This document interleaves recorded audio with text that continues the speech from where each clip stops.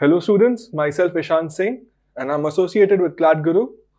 I'm here to teach you tricks to solve quantitative techniques with minimal amount of time given.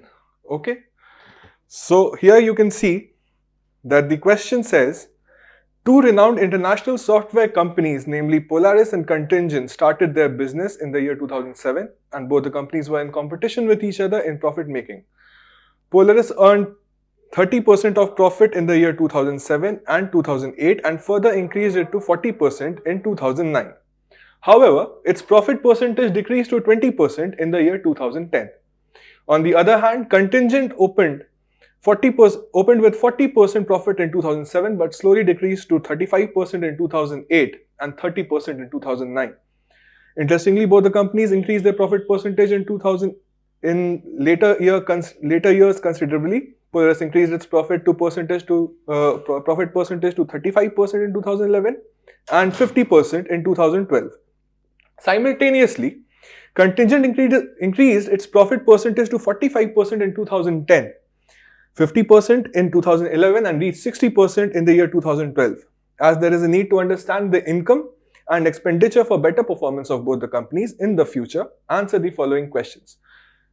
तो आपको ये ध्यान में रखना है कि आपने देखा होगा पहले वाले क्वेश्चंस में कि आपको एक स्ट्रक्चर्ड फॉर्म में डेटा दिया गया रहता था, जैसे कि कंपनी ए, कंपनी बी और उनके 6 साल के डेटा आपको दिए हुए हैं. ये जो आप पैरा देख सकते हैं, इसमें अनस्ट्रक्चर्ड फॉर्मेट में आपको क्वेश्चंस डेटा दिया गया है. तो आपकी पहली प्रायोरिटी ये है कि आपको इसको एक स्ट्रक्चर में करना है. जैसे कि आप एक लिस्ट बना लेंगे. सपोज पोलरिस को मैं लेता हूं कंपनी बी, कंटिंजेंट को मैं लेता हूं सी. उसके बाद आप for the year 2007, 2008, 2009, 2010 for the 2011 and 2012 का पोलरिस का डेटा, पोलरिस और कंटिंजेंट दोनों का डेटा आप बना लेंगे टैबुलर रिप्रेजेंटेशन में, ताकि आपको आसानी हो, बाद में कंफ्यूजन ना हो. तो आप देख सकते हैं कि 2007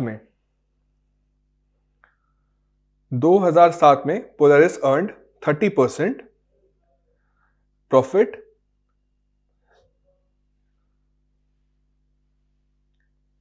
2007 में 30%, 2008 में 30% and further increase it to 40% in the year 2009. उसके बाद आप देख सकते हैं दिया हुआ है 20% of the profit percentage decrease to 20% in the year 2010. उसके बाद आप देख रहे हैं कंटिंजेंट का डेटा दिया हुआ है, ओपन विद 40, फिर वो जाता है 35 पे. उसके बाद आप देख सकते हैं 2009 में 30% पे गया है वो.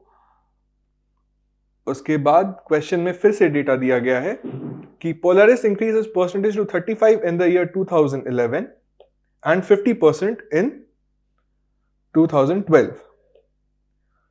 Simultaneously, Contingent also increases profit to 45% in the year 2010, 50% in 2011 and reached to 60% in the year 2012. तो ये हमने एक टेबल में इस डेटा को बना लिया जो कि इसका स्ट्रक्चर्ड फॉर्मेट होगा. अगर ये क्वेश्चन आपको पैरा में नहीं आया रहता तो ये ऐसे ही आपको दिया जाता है ये डेटा. और इस बात का आप ध्यान रखिएगा कि ऐसे क्वेश्चंस क्लैट में पहले भी आ चुके हैं, जैसे कि पैरा में आपको डेटा दिया गया था लास्ट क्लैट 2020 में, इस टाइप के क्वेश्चंस आए थे. तो अब बढ़ते हैं पहले क्वेश्चन की तरफ, जो कहता है कि what is the increase in the profit of contingent company in percentage from the year 2011 to 2012. तो आप देख सकते हैं कि contingent company in the year 2011 and 2012 has made 50% and 60% of profit.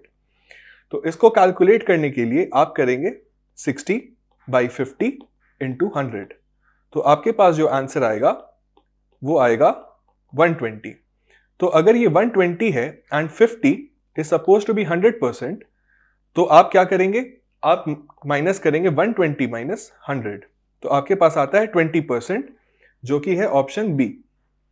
आगे बढ़ते हुए, what percentage of total profit making of Polaris company in 2011 is the total profit making of contingent company in 2007 and 2008. तो आप देख सकते हैं कि P का 2011 में प्लस 2012 में 35 और 50 था रिस्पेक्टिवली. सी का आप देख सकते हैं which is contingent company in the year 2007 made a profit of 40, plus 2 और 2008 में इसका 35 हुआ। तो आप टोटल करेंगे तो P का आपको आएगा 85, C का आपको आएगा 75।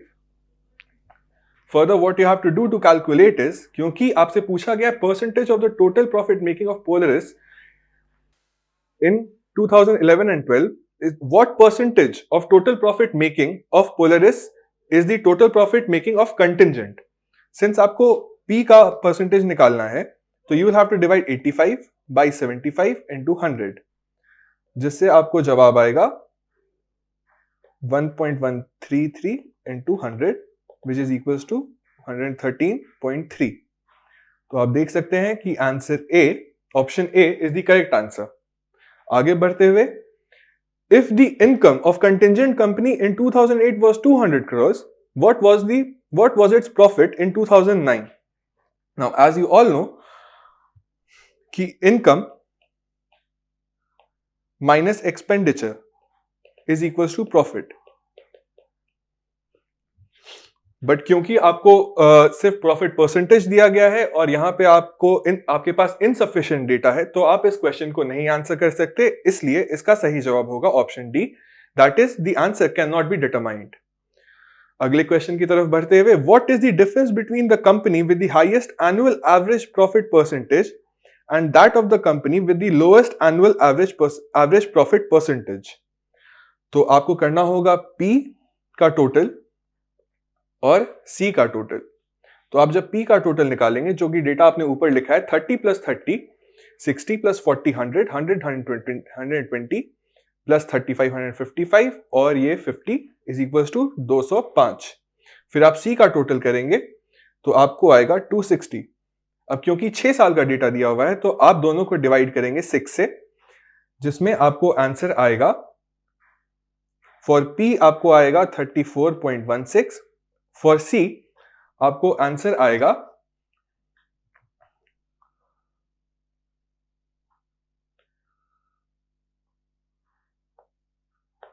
43.33। जब अब आपसे पूछा गया है इसमें व्हाट इज द डिफरेंस, तो आपको करना होगा 43.33 माइनस 34.16, तो आपके पास आंसर आता है 9.17। तो आप देख सकते हैं option C is the correct answer. आगे बढ़ते हुए, what is the percentage increase in profit of Polaris company from the year 2010 to 2011? तो आप देखेंगे Polaris कंपनी का in the year 2010 was 20 और 11 में it was 35। तो आपको परसेंटेज इंक्रीज कैलकुलेट करने के लिए करना पड़ेगा 30 माइनस 20 बाई 20 इंटू 100। तो आपके पास आंसर आता है 15 by 20 into 100 is equals to 75। तो आप देख सकते हैं कि option B is the correct answer.